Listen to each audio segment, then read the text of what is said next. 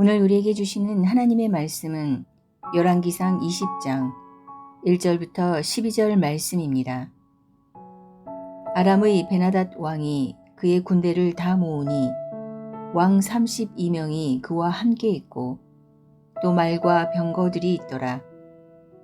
이에 올라가서 사마리아를 에워싸고 그곳을 치며 사자들을 성 안에 있는 이스라엘의 아합 왕에게 보내 이르기를 베나닷이 그에게 이르되 내 은금은 내 것이요 내 아내들과 내 자녀들의 아름다운 자도 내 것이라 하매 이스라엘의 왕이 대답하여 말하기를 내 주 왕이여 왕의 말씀같이 나와 내 것은 다 왕의 것이니이다 하였더니 사신들이 다시 와서 이르되 베나닷이 이르노라 내가 이미 내게 사람을 보내어 말하기를 너는 내 은금과 아내들과 자녀들을 내게 넘기라 하였거니와 내일 이맘때에 내가 내 신하들을 내게 보내리니 그들이 내 집과 내 신하들의 집을 수색하여 내 눈이 기뻐하는 것을 그들의 손으로 잡아 가져가리라 한지라.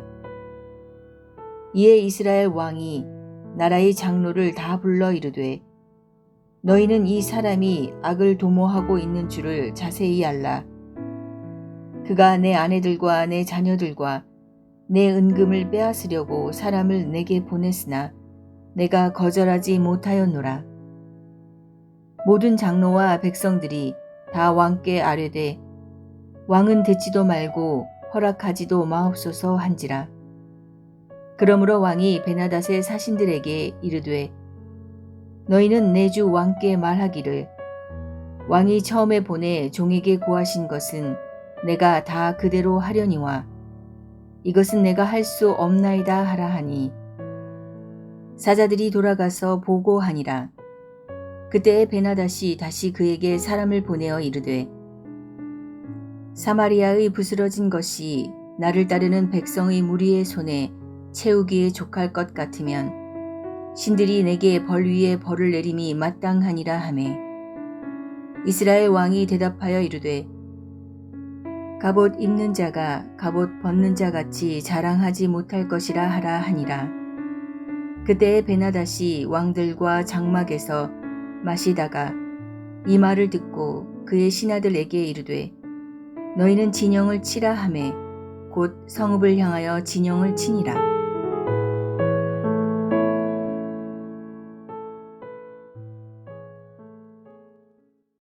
하나님께서는 엘리야 선지자에게 하사엘에게 기름을 부어서 아람의 왕이 되게 하라라고 하셨습니다.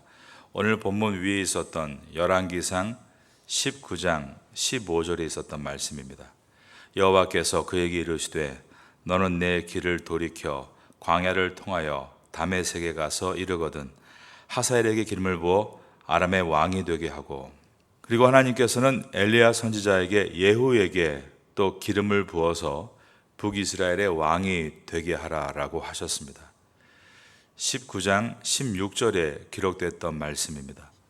너는 또 님시의 아들 예후에게 기름을 부어 이스라엘의 왕이 되게 하고 또 아벨무홀라 사밧의 아들 엘리사에게 기름을 부어 너를 대신하여 선지자가 되게 하라. 그러므로 오늘 본문은 위의 예언을 따라 머지않은 미래에 왕위에서 내려오게 될 아람의 왕 현재 벤하닷과 그리고 북이스라엘의 왕 아합에 대해서 말씀하고 있습니다. 그 당시에 신흥 세력이었던 성경에 아수르라고 나와 있는 아시리아가 크게 영토를 확장하고 있던 때입니다. 그러므로 아시리아와 맞서기 위해서 아람 나라를 중심으로 여러 작은 나라들이 모이고 있었습니다. 그러면서 아람 나라가 북이스라엘 문 앞에까지 와서 너희도 나를 따르라고 요구하는 내용이 오늘의 본문입니다.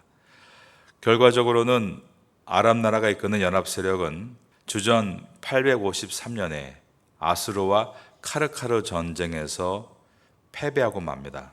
그러므로 아수르가 모든 중동 국가를 장악하게 되고 이때 북이스라엘도 아수르에 의해서 멸망을 당하게 되는데 이때가 바로 주전 722년입니다. 하나님은 역사의 주인이십니다. 역사를 운행하시면서 그 역사가 어떻게 앞으로 일어날 것인가를 또한 주의 사람들에게 보여주십니다. 엘리야 선지자가 깨어 기도할 때 하나님은 하나님 말씀을 통해서 지금 아람의 왕 벤하닷이 물러나고 하사엘이 왕이 될 것이라고 하셨고, 그리고 지금의 북이스라엘의 왕이 아합인데 그의 오므리 왕조도 다 멸망당하고 이제 예후가 왕으로 세움 받는다고 하셨습니다. 왕으로 서 있는 하사엘과 예후는 그러한 것을 보지 못하고 있습니다. 오직 그들의 눈은 땅에 있고 욕심에 사로잡혀서 서로를 싸우고 빼앗으려 하고 있는 것입니다. 주님의 큰 그림을 전혀 보지 못하고 아웅다웅하고 있는 모습이 오늘 본문의 이야기입니다. 오늘 그래서 이 본문을 통해 북이스라엘과 아람과의 전쟁의 이야기를 한번 살펴보도록 하겠습니다. 아람의 왕 벤하닷은 자신을 따르는 작은 나라들 30여 명과 연합군들을 끌고 북이스라엘의 수도인 사마리아 성을 에워쌌습니다. 오늘 본문의 첫 절인 열왕기상 20장 1절의 말씀입니다. 아람의 벤하닷 왕이 그의 군대를 다 모으니 왕 32명이 그와 함께 있고 또 말과 병거들이 있더라. 이에 올라가서 사마리아를 에워싸고 그것을 치며, 북이스라엘의 왕 아합은 아람의 군대와 제대로 싸워보지도 못하고 무조건 항복 의사를 전했습니다. 2절에서 4절입니다. 사자들을 성 안에 있는 이스라엘의 아합 왕에게 보내 이르기를, 벤하닷이 그에게 이르되 내 은금은 내 것이요 내 아내들과 내 자녀들의 아름다운 자도 내 것이라 하매, 이스라엘의 왕이 대답하여 말하기를 내 주 왕이여 왕의 말씀같이 나와 내 것은 다 왕의 것이니이다 하였더니, 북이스라엘의 아합 왕은 이 벤하닷 아람 왕이 자기에게 조공을 바치라는 것으로 이해했습니다. 하지만 실제로는 지금 당장 북이스라엘의 모든 것을 다 빼앗겠다는 말이었습니다. 5절입니다. 사신들이 다시 와서 이르되 벤하닷이 이르노라, 내가 이미 내게 사람을 보내어 말하기를 너는 내 은금과 아내들과 자녀들을 내게 넘기라 하였거니와. 은금과 아내와 자녀들을 내게 넘기라, 이것이 조공을 바치라는 상징적인 의미가 아니라 실질적으로 다 빼앗겠다는 말이었습니다. 이것은 매우 잔인하고 악한 생각입니다. 북이스라엘의 왕이 악한 왕이었는데 이 아람의 벤하닷 왕은 더더욱 악한 왕이었습니다. 악한 왕은 자신보다 더 악한 왕 앞에 서자 무능한 왕이 되어버립니다. 조폭들을 보면요, 그 두 그룹이 악을 일삼다가 이권 다툼으로 싸울 때 지는 쪽이 아주 무능한 집단이 되어버리는 것처럼 이 아합은 자신보다 악한 적 앞에서 아주 비겁하고 무능한 왕으로 서 있었습니다. 오늘 보여주는 본문의 핵심은 아합과 이스라엘의 지도자들이 이러한 지경에 이르렀을 때도 하나님을 찾지 않고 있다는 데 있습니다. 하나님은 이때부터 얼마 전에 엘리야를 통해서 하늘에서 불을 끌어내리시고 그리고 같은 날 비를 내리신 능력의 하나님이십니다. 그러나 그것을 그들은 보지 못하고 있는 것입니다. 하나님 앞에 엎드려 지혜와 능력을 구하는 대신에 자신들이 당한 분노와 굴욕의 힘을 가지고 아람과 맞서 싸우자고 했습니다. 8절과 9절을 보겠습니다. 모든 장로와 백성들이 다 왕께 아뢰되 왕은 듣지도 말고 허락하지도 마옵소서 한지라. 그러므로 왕이 벤하닷의 사신들에게 이르되 너희는 내 주 왕께 말하기를 왕이 처음에 보내 종에게 구하신 것은 내가 다 그대로 하려니와 이것은 내가 할 수 없나이다 하라 하니 사자들이 돌아가서 보고하니라. 우리가 조공을 바치는 것은 할 수 있습니다. 그러나 우리나라를 점령하려 든다면 우리도 가만히 있지는 않겠습니다. 전쟁을 불사하겠다는 통보입니다. 그러므로 암몬과 북이스라엘의 첫 번째 전투가 이 북이스라엘의 땅인 사마리아에서 벌어지게 되고, 이것이 내일 보게 될 13절에서 21절까지의 내용입니다. 그리고 두 번째 전투가 아람 땅인 아벡에서 벌어지게 되는데, 이것이 우리가 모레 보게 될 22절에서 30절에 들어있는 말씀입니다. 이 두 번의 전투에서 모두 북이스라엘이 승리를 하게 됩니다. 그러나 이 두 번의 승리 후에 아합 왕과 북이스라엘은 결국 하나님께서 엘리야를 통해 예언하신 대로 이 오므리 왕조는 멸망하고 주전 722년에 북이스라엘도 멸망하게 됩니다. 우리가 어떤 큰 어려움에서 이겼다라고 했을 때 이긴 것보다 중요한 것은 그 다음에 우리가 가져야 될 자세입니다. 사실 이 전쟁은 하나님께서 도우심으로 승리한 전쟁입니다. 그런데 성경에는 그들이 감사한 내용도 없고 그들이 주님께 영광을 돌렸다는 내용도 없습니다. 오히려 승리에 도취되어 더욱 우상을 섬겼고, 열왕기상의 마지막 부분인 21장에 보면 아합은 이 전쟁 이후에 또 자기의 욕심을 따라 다른 사람의 포도밭을 빼앗으려 하는 등 그 눈을 계속 땅에 두고 살다가 결국 멸망하고 만 것입니다. 하나님께서 이렇게 깨어있지 못한 왕과 백성들을 도와주신 이유는 하나님이 과거에 이 민족을 향해 약속하신 신실한 약속 때문이었습니다. 하나님은 이스라엘 12지파 모두를 보호하시겠다라고 약속하신 것입니다. 비록 북이스라엘이 다윗과 같은 선한 왕이 아니라 최악의 왕으로 기록된 아합이 통치하고 있다 할지라도 하나님은 여전히 그들의 하나님으로 남으셔서 그들과 함께하기를 원하셨습니다. 그러나 마지막까지 그들이 하나님을 뱉어내자 결국 그들은 멸망당하고 말았던 것입니다. 하나님은 우리와 하신 약속을 신실하게 지키시는 사랑의 하나님이시지만 또한 우리와 하신 공의의 약속을 신실하게 지키시는 공의의 하나님이시기 때문입니다. 마지막까지 회개하지 않고 돌이키지 않으면 그 죄가 관영하면 하나님의 심판이 시작되는 것입니다. 심판하시겠다는 공의의 약속을 지키시기 위해 하나님은 이제 이 북이스라엘이 역사에서 사라지게 하셨습니다. 그들의 남은 땅이 사마리아 땅이고 그 사마리아 땅은 예수님 시대에도 이어져 갑니다. 그러나 우리가 알고 있는 것처럼 예수님 시대 때 사마리아 땅은 이방인의 땅으로 치부를 받게 되었습니다.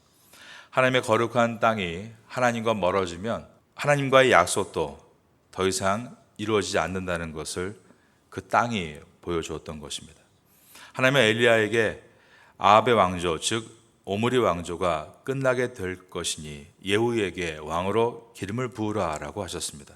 또한 하나님은 이제 이 아람의 나라도 왕이 바뀌게 될 것이라고 말씀하셨습니다. 그러나 이 두 왕은 땅의 욕심에 눈이 멀어 서로 싸우고 멸망으로 치닫게 되는 어두운 역사를 오늘 본문이 보여주고 있는 것입니다. 하나님은 이 아합 왕이 이번 전쟁에서 승리하도록 계획해 나가셨습니다. 그러나 하늘을 바라보지 못하는 이 아합은 적을 보자마자 무조건 무릎부터 꿇고 생명을 구하는 어리석은 모습을 보이고 있습니다. 하나님 앞에 깨어있지 못한 사람은 한치 앞도 바라볼 수 없고 전쟁에서 승리하지 못한다는 것을 오늘 본문이 보여주고 있는 것입니다. 아합이 이번 전쟁에서 승리했을 때 그는 행운이다라고 여겼을 것입니다. 그러나 하나님 편에서는 돌아올 수 있는 또 한 번의 카드를 버리고 있는 것입니다. 우리가 별로 바르게 살지 않아도 어떻게 하다 보니까 이번 위기가 잘 넘어갔다. 그럴 때 나는 참 항상 잘 된다. 그렇게 여겨서는 안 됩니다. 내가 실수를 많이 하고 잘못을 저질렀음에도 이번 위기를 넘길 수 있었던 것은 전적인 하나님의 은혜인 것을 기억해야 하는 것입니다. 이번 위기를 계기로 나를 깨우겠다는 마음을 가져야 됩니다. 그렇게 생각해야만 우린 다시 주님의 왕 같은 제사장으로 쓰임받을 수 있는 것입니다. 왕들의 이야기를 지나면서 우리의 생각이 성숙해지고 바르게 설 때 겸손할 수 있습니다. 그리고 바름을 추구해 나갈 때 우리는 다윗과 같은 망하지 않는 사람으로 설 수 있게 되는 것입니다. 이 태고 땅에서 귀하게 쓰임받는 성도가 되시기를 예수님의 이름으로 축원합니다.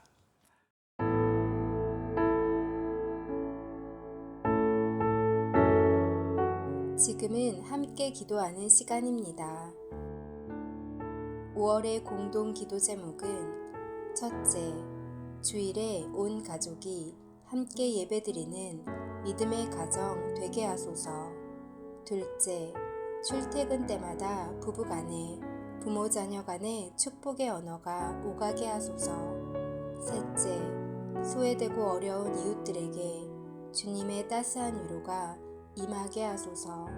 넷째, 5월 19일 레위인의 날, 26일 제9차 장애인 가족 초청 행사를 잘 준비하게 하소서.